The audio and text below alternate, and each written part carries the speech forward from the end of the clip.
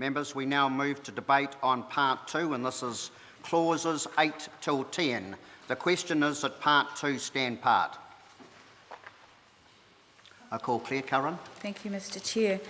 Well, Mr Chair, in Part 2 of this bill, we move to the revoking of Clause 5, which is the section which replaces the time, which is about the time period, and it replaces the 60 days before the commencement of the voting period, where the alternative flag designs are determined, and they were 4 alternative flag designs, and that now becomes 40 days before the commencement of the voting period for the first flag referendum, which prescribes 5 alternative flag designs. So a couple of points to make about this part of the bill is that, number one, is that it doesn't actually say what the fifth, in the actual body of the legislation, it doesn't actually say what the 5th flag alternative should be. So that leaves it up in the air.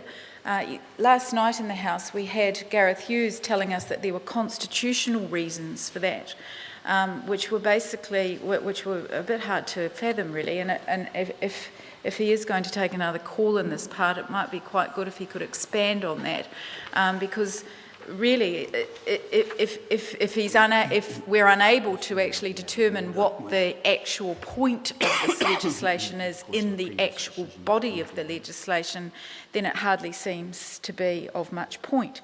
It feels to me that this is the part of the legislation which you could drive a truck through, and which is why my colleague Trevor Mallard last night described this as being badly written, and that's because we now have an extra period of, I'm not sure how many days, maybe somebody could actually illuminate us on how many days it is until the referendum occurs, where everything is now fixed in place. But we now have this period of time where everything is in flux, where there are 5 designs and we're not actually sure what they're going to be. Yes, the commentary to this bill talks about Red Peak, but the actual body of the legislation doesn't specify what the 5th alternative should be. And what we say, well, why are we wasting Parliament's time by debating this in the House and everybody getting so worked up about it if we're actually not saying in the legislation what that 5th design should be, and how this law could have been made much more fair and much more reasonable by including a provision for a yes/no question. Now, sadly, that has been voted down in the previous vote.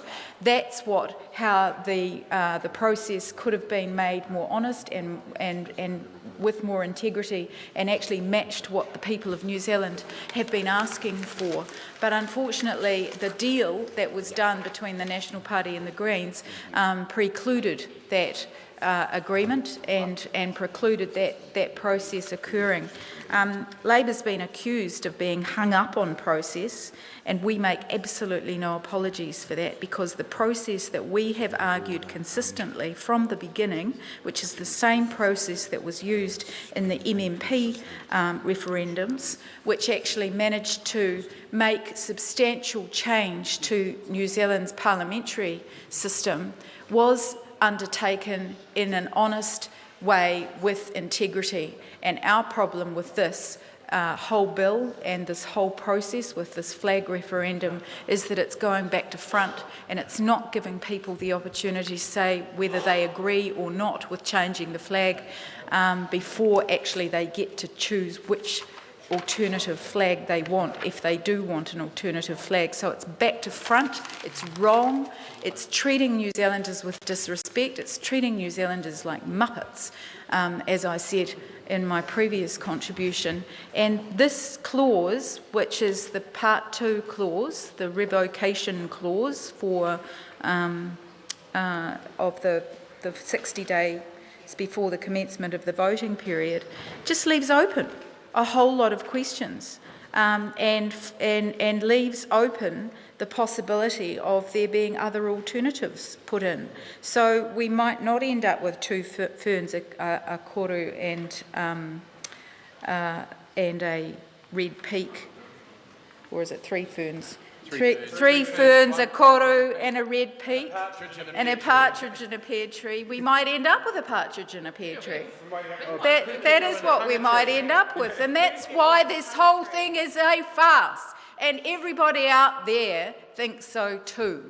And 70% of New Zealanders have said we don't want to change the flag. 80% of New Zealanders said in a poll that was done earlier that they wanted the opportunity to answer the yes/no question first. That was the process that was used in the MMP referendum. That is the good process. And by saying, as some commentators have said, that Labor is hung up on process, well, goodness me, somebody's actually got to care about the process. Somebody's actually got to think that the process should have integrity and should be trusted.